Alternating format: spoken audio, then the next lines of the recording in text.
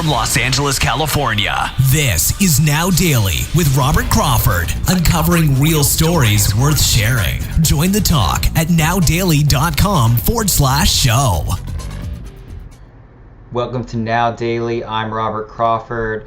We're here tonight to discuss the Mueller Report. This is a special report I wanted to do just because I see this everywhere and I want to look at both sides of the story so we can really look at what's going on.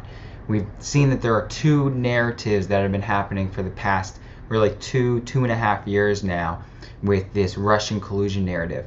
One side of the aisle thinks that the Trump campaign colluded with Russia to win the election. The other side of the aisle is now beginning to believe that that was all a hoax created by some rogue Republicans, politicians, and the deep state is what they're calling, and we're now getting a clear picture of the deep state. So what was interesting is today the Mueller Report came out, and it looks like it was investigating for 675 days, and they're going to say that there are no more indictments. Now, a lot of people are going to say, well, they're trying to cover up the situation. That's why they put in a new Attorney General, William Barr, who I believe was a previous Attorney General. So they're actually putting in someone who they agreed with earlier on. But the people, there's going to be a certain faction of people that just won't even believe this report and will believe that there really was Russian collusion. It goes much deeper, and they're trying to hide it all, and Trump is this really evil guy colluding with the Russians to take over our country. The facts are starting to come out, though, and what I look at are the facts. There's another side of the story which talks about sealed indictments. Some people say there are sealed indictments from the Mueller special counsel. Others are claiming there are over 80,000 sealed indictments, and they're not quite sure who's involved with those indictments, but they may be unsealed soon. A lot of rumors swirling around. What's interesting is you can actually go on pacer.gov, which is the site where you can actually look into the sealed indictments in different court records for the federal court system. Now, I couldn't dive into this because there is a membership fee that they charge, but I've seen other people on YouTube and different articles that supposedly have gone into the PACER system, and that's where they came up with this count of several hundred or tens of thousands of sealed indictments. A lot of different numbers are swirling around regarding the sealed indictments. Let's first look at what the mainstream story is. The mainstream story is that Mueller has delivered his report, and you're seeing right here that the public is still in the dark and that there's no more indictments. So what they're claiming is his report was delivered to the Attorney General.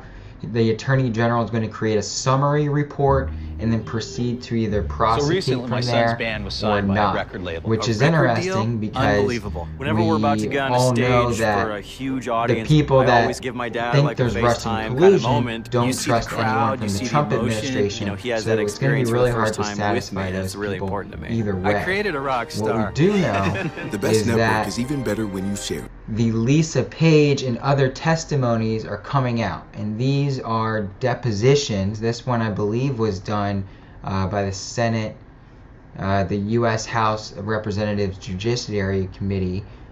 This one was from July. There was a more recent one, and I've read through all of these. The Lisa Page report is very interesting, and I highly recommend that you go and pull it up and find it. We'll try to get links down below or post them at nowdaily.com on the article that we'll post after this video. The main thing we want to look at with the Lisa Page report is that there were multiple people involved that I believe traveled to London before the election and before any of this started coming about. So the new narrative that's being formed through the facts of this investigation is that the deep state members, Lisa Page, Bruce Orr, Andrew McCabe, these members and many others were involved in creating a narrative.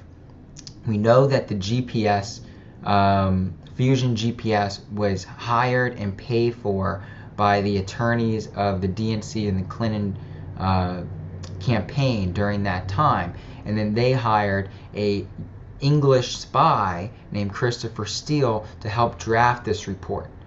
So everything is really hinging on this original dossier, which is why there's been so much news about it for the past 2 years. The dossier was the core piece of evidence used to open the FISA warrant. So now people are claiming that since the Mueller report's coming out, the next move is for the Attorney General to release what Trump's already requested, which is the unredacted FISA report, which is going to explain a lot of this in detail and release some key officials. So it's going to be very important to continue to watch this story to see what other information is coming out. Is there really Russian collusion, or was it all an orchestrated hoax, as what they termed through, it wasn't Bruce Orr, but one of the other Department of Justice or FBI guys, Peter Strzok's text messages to Lisa Page for the insurance policy. Lisa Page's interview and testimony really clarified that there was some type of colluding with at least 5 members of the government to form the dossier and use that as the basis for the FISA application. So I think that's really where this story is headed, towards the fraud with the FISA court. If Robert Mueller comes out with anything, the indictments that he has come out with have really had nothing to do with the Trump campaign or Russian collusion. They did go after people like Roger Stone. They went after Roger Stone at first, saying that he had first-hand knowledge of the WikiLeaks, that he helped somehow coordinate this DNC hack and get the emails that were released on WikiLeaks. I highly recommend, if you haven't, to actually read through those emails. Very interesting pieces of information. There's obviously collusion with the Hillary Clinton campaign and many, many members of the major media outlets. They were telling them what narratives, they were directing them on what stories to run. In some cases, they were even proofreading the stories and giving them approval before any of it was run. So if you haven't read those emails, I highly recommend it. There's thousands of them, so most people haven't read it. I read through a handful of them, and just the ones I read really opened my eyes to some aspects of what's going on. No one has said that these emails are fake. The whole dilemma is, how were those emails gathered? What's interesting is you have someone called Kim.com. Let's see if we can pull up Kim.com and what he said about this. Because Kim.com says that he has physical evidence that Seth Rich, or at least the DNC server, was not hacked, that it was actually a physical download. So the story is that Seth Rich may have been the one to download those emails off the servers, because he would have had access. He did work for the DNC at the time, and then he ended up dead shortly after with 2 gunshot wounds, and nothing was taken from him, even though they called it a robbery. Very fishy. A lot of people say that that's a conspiracy theory. We all want to know what happened with Seth Rich. A lot of people said MS-13 was involved, and then the people that were recorded on the video that were indeed MS-13 ended up dead as well. Those are all rumors. I'm not sure if that's true, but it's pretty interesting to me. But someone's got to talk to Kim.com. If he's watching this, reach out to me. We're going to have you on the show if we can. I want to know what this guy has and why he says Robert Mueller never even reached out to him.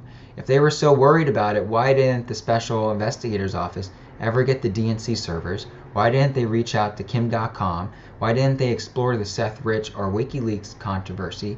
Instead, they went after members of the Trump campaign in a very gulag, kind of SS, Soviet-style hunt. You know, it really was a witch hunt for several of these members. Now, people like Paul Manafort, Michael Cohen got caught up in separate things, mainly tax fraud, some tax evasion. I believe Paul Manafort got in trouble for doing some foreign political work without registering for it. A lot of people said that he may have even been a plant from the FBI. We know that the FBI did indeed plant at least one person into the Trump administration. They did tap, in essence, Trump Tower.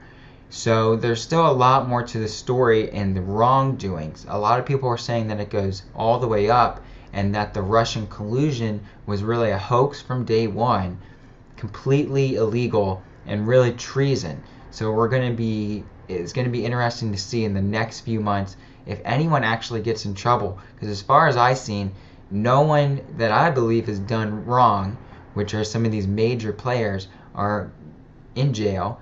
The only people that are in jail are these people for these crimes that are, in my case, were fairly minor.